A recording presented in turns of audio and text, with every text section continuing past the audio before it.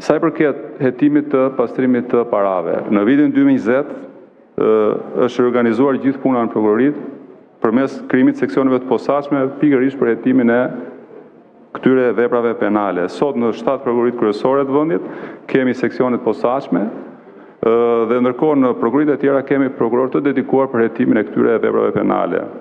Për të arritur këtë, pra për t'i dhënë eficiencë, efikasitet hetimit të pastrimit parave, këtij organizimit të punës në prokurori parapriu një memorandum bashkëpunimi me Ministrinë e Financave, me Drejtorinë e Përgjithshme të Policisë së Shtetit, Drejtorinë e Tatimeve dhe Doganave dhe me Agjencinë e Inteligjencës Financiare pikërisht për të sinkronizuar dhe koordinuar gjithë aktivitetin tonë në të gjitha këto aspekte.